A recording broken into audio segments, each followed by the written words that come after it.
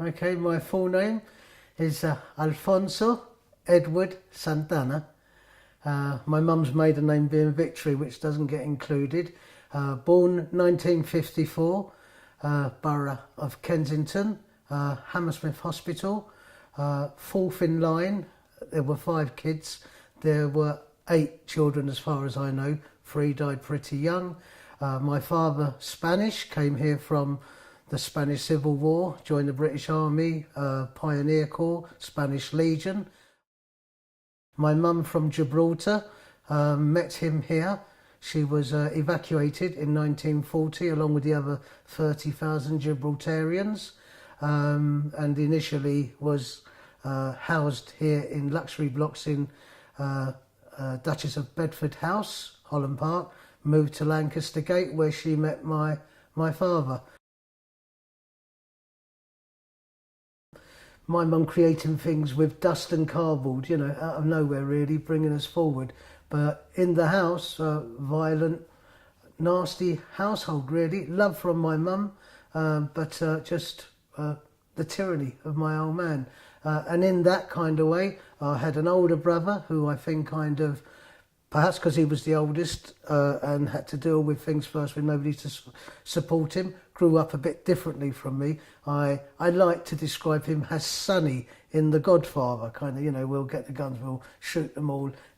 Whatever's in his wake is in his wake. I'm not putting him down on it, he's grown up very differently. So around about 13, 14, when we moved to a slightly different part of Kensington, just a different estate, which comes close to where what we just saw earlier, Power Square, and locations where there was quite a lot of community activism happening. And then this guy, Andy Porter, along with many other people, show up, and community worker. And I can't remember exactly how it happened, where he found us or where we found him, but it would have been part of getting the kids somewhere safe to play and meet and be and see what good things you can impart to them that might take them out of the rat hole. Somewhere in there at 12 and 13, 14, I've already, I find myself on a little tiny bit of a playground, not the one Power Square, but Colville, along with other kids, and Andy's there, and we start, the group starts to become like a group, really.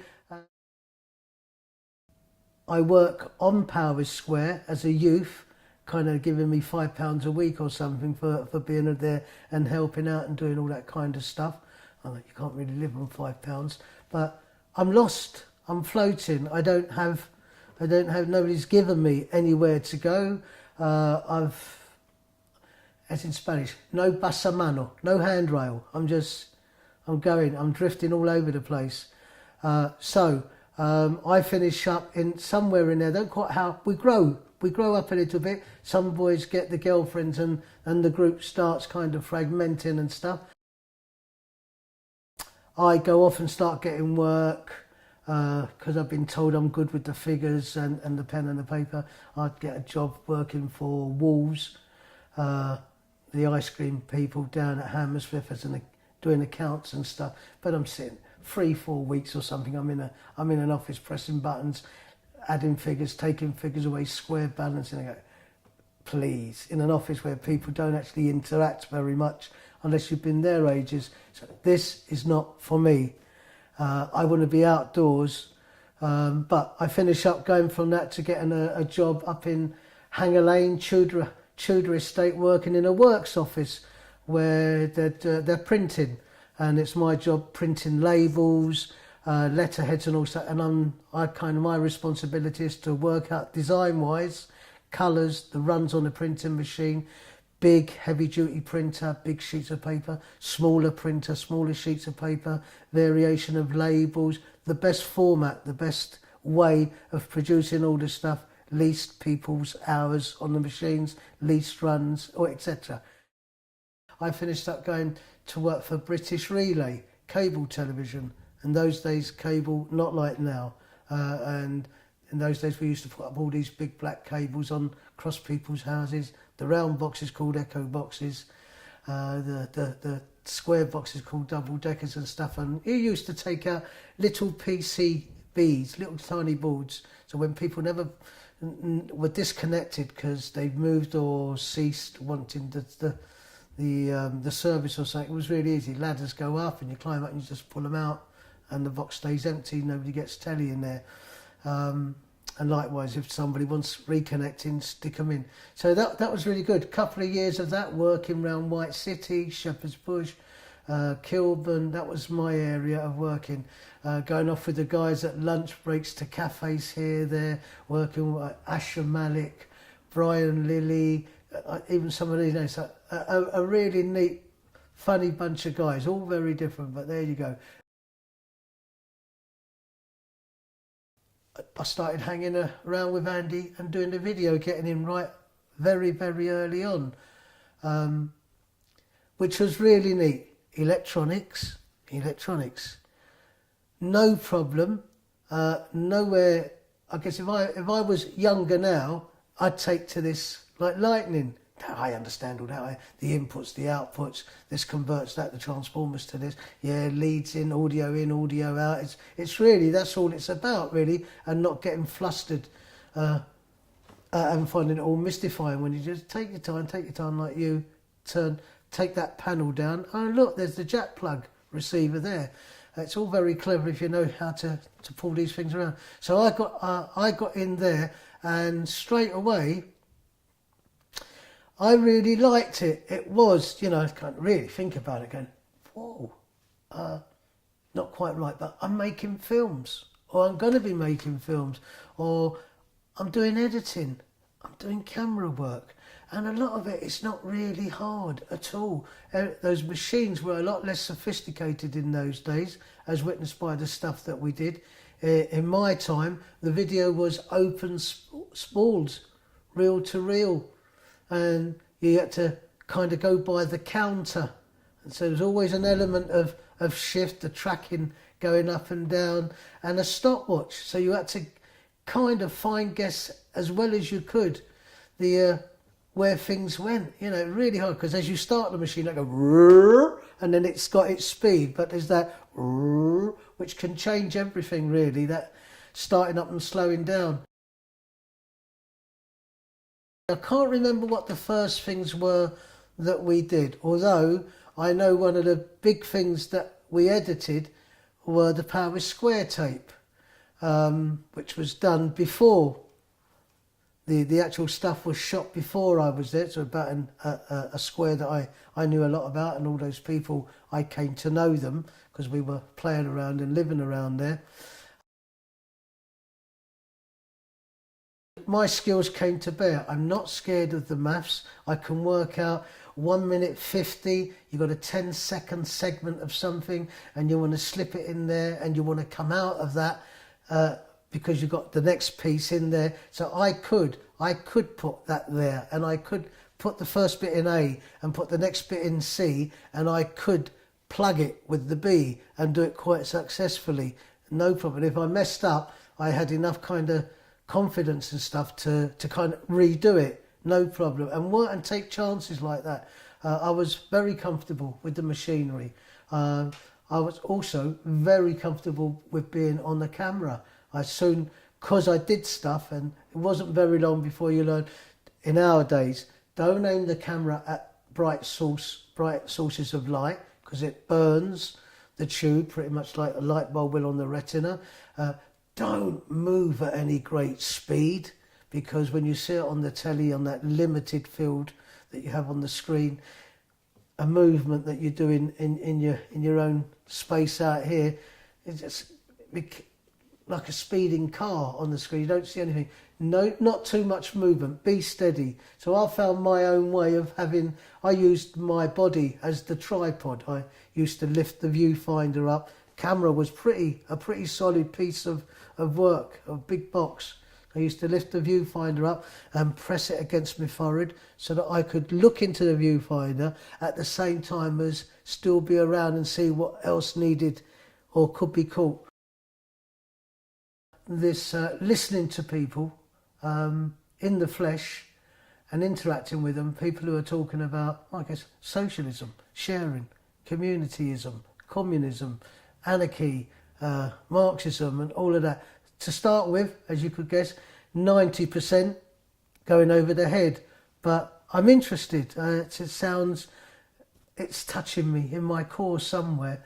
At home, what I'm kind of like getting is the dictator rules, and the crown gets taken off the dictator by the next upcoming dictator, and you've got to be macho, and you've got to be male, and punish people when they're out of order, and all that kind of stuff that never, even when I was really young, never really sat very well with me. So anyway, in this environment with Andy, there's actually stuff that's real, stuff that's happening. He is there. He's not talking about making a living by doing it or a career.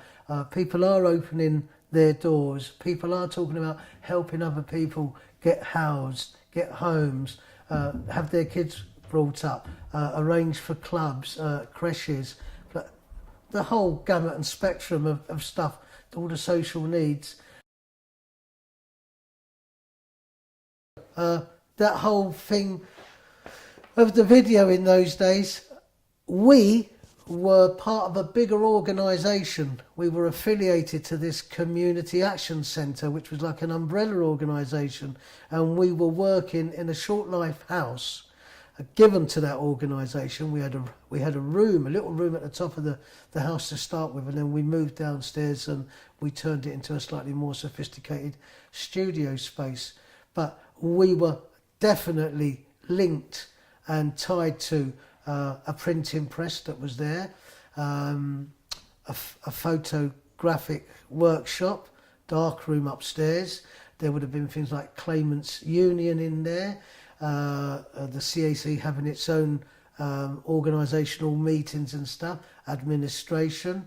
It went on to acquire links with the Carnival, Notting Hill Carnival committees and stuff. So lots of traffic, and sometimes a super lot of traffic, an abundance of traffic and people coming. And for me, it was a bit like, I'm going to have to be really careful to not kind of be un-PC in a way, but you just get everybody and their mother with their political opinions and their group interests. And sometimes it was the total opposite of harmony and synchronicity. It was, you could fight from the front of the door all the way into the furthest recesses of the building, with women's interest, with Marxism, with Leninist interest, with Trotskyist interest, with this and that, and apolitical interest, and we're just mothers trying to find ourselves a room where we can get together and mind our kids together and organise being able to go off to work. Super. So for me, I've always referred to that period from 1975 to 1980 when I left. It's like the equivalent of, I'm convinced, like the equivalent of being in university. Real growing, real developing, really intense, really brilliant. So I do things like, I go with Ken to Ireland, to Wexford, where the British state was going to be building a nuclear plant, and I go with Ken, totally out of my depth. We get invited over to Video and Anti-Nuclear Festival. Brilliant festival, brilliant. But in Fishguard, we get stopped by Special Branch. My friend Ken had bought some postcards advertising, commemorating the Easter uprising in Ireland, and they come out in the Special Branch search. I think I'm responsible for the Special Branch search because I'm going away, I'm doing video, I'm going away, I'm going to Ireland, we're doing video. I'm going on a project, we're going to go and Video and Anti-Nuclear Festival. It's going to be brilliant. They're going to be looked after for a couple of days. It's wet and everything. I've got this cagoule. I'm poor. I haven't got the proverbial pot to piss in. I haven't got a penny to my name. I've got this big cagoule that must have been made for an 8-footer, and I'm 5 foot plus, except almost virtually dragging on the ground behind me. I've got a Tesco trolley with a boom mic, 6, 7, 8, 10 times the size of that one, all our old ancient heavy duty video equipment in a Tesco trolley. Happy as a bunny, going away on holiday up to the up to the area where the check-in and the check-out is, and I get told to empty my pockets, and I'd put on an old khaki army top, coat, half jacket kind of thing, half coat jacket, and in which I'd grabbed it off a hook. So there's a brush with about a proper brush, you might see the women using for, although I did have long hair, with 90% of the teeth missing. A piece of conduit pipe, old conduit pipe from a corner somewhere, with a connector on one end. It was nothing, rusted, painted. That was in my pocket. Don't ask me why I hadn't emptied the pockets. It had all just been go, grab, go. And the woman behind the counter asked me what these were. And I said to her that that's a mic stand. Anybody can see that's a mic stand. I was just being facetious. I just I'm happy. I'm being a clown. I'm clowning around. That was an expensive clowning session. So she stopped us. Get over here. Search. To my surprise, and we were in the train station. To my surprise, they strip searched Ken. You might want to check this with him, because I'm convinced he's standing there and he's got the old genitalia floating around in my face, because they kind of got him to strip off almost here. And then they take me off to a room. They get the cards, they find the cards. That's why are you doing this? Why you got that? Why you got that? So that caused that. The two women who were with us, and I think one was from a video project in Albany, Deptford, they had a little piece of hash. A small piece of hash, really. And they got them for that, although they told them they had to come back later on to Wales to appear for that. Me and Ken were driven off in a police car, and I still think about it, just like, wow, pitch black outside in the police car with all the dashboard lit up. Beautiful to see, really. Dark outside, couldn't really see anything except this little tiny bit of ground in front with the headlights rushing by 80, 90 miles an hour in country lanes and stuff. They let us go. They kind of threw us out in the morning, and we were miles away from anywhere. It's a good thing. If it had been me, I would have been totally lost. I wouldn't have had a clue. No money, no telephone. Who do I call? Ken organised calling Andy or something, who came out to Fishguard and got the gear and bought, and we all came over to Ireland. It was a Asian festival. Asian as in the Association of Southeast Asian Nations. So it would have been all the Malaysia, Indonesia and stuff. Real theatre, real political stuff. Companies poisoning the waters, the thalidomide, the mercury, all of that. Oh, brilliant. So my first real big gig, really, me on my own doing this, setting up the cameras and the sound and all of that, and trying to organise it, one bloody camera, that you could capture this thing on stage, this big moving thing on stage. Chinese acrobats with the swords and the cutting, like the Shaolin and all of that, doing all their dance. It's just a whole lot fantastic. I've had a second session where I've looked after my mum for 20 years. My old man, really horrible man, beat my mum up every day of the life and all of that terrible stuff. He died back in 1979 at the age of 72. And quite happy to say and put it out there, good riddance to rubbish, really, good riddance to bad. In the community, we have an expression in Spanish, faro de la calle, oscuridad de la casa. Beacon in the street, light of the light of the street, light of society. Demon indoors, darkness, and that's what it was like. I get stopped in the street, how's your dad? From people he helped. And I sort of say, good riddance, he's dead. What?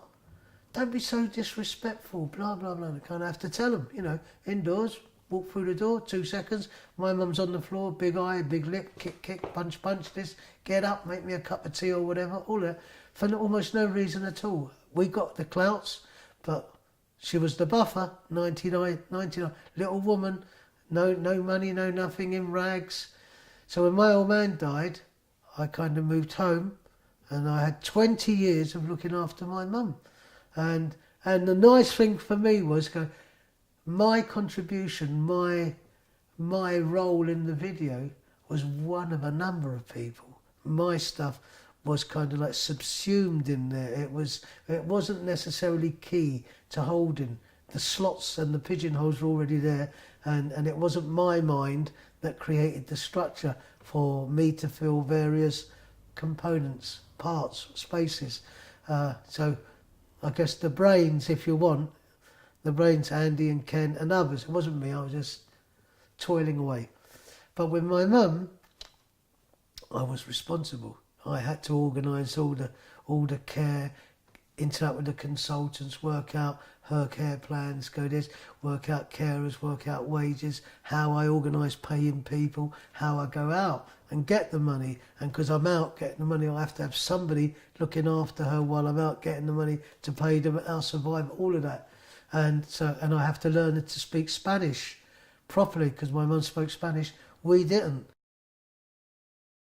I was doing stuff as like an art labourer, going off to these people who got money for doing installations and projects and stuff, who could have me sitting on the floors in their nice big houses out in Gerrards Cross or Streatham or Croydon or Barnes or something like that, with me working all weekend, making geometric shapes, preparing canvases or making wooden kind of structures, so installations and stuff, and having the confidence to kind of go, well, in for a penny, in for a pound. So going out and earning decent money, enough that I could pay decent money for people looking after my mum and keep my mum's home going, and still have a little bit left over for my daughter, and so kind of like, so feeling really accomplished. That very quietly, out of the loop, out right away from everybody that I'd interacted with. And now I'm involved in all these history projects. I do mosaics, I get commissioned. I don't know where that came from. I get commissioned to do a Spanish Civil War mosaic in Portobello, the Kelso Cochrane, the guy who got murdered and the racist riots. I'm doing a commercial one at the moment, which is, it's never the same. But I'm involved with lots of little old people doing history and stuff, so nice. And now there's things like this. My past comes to haunt me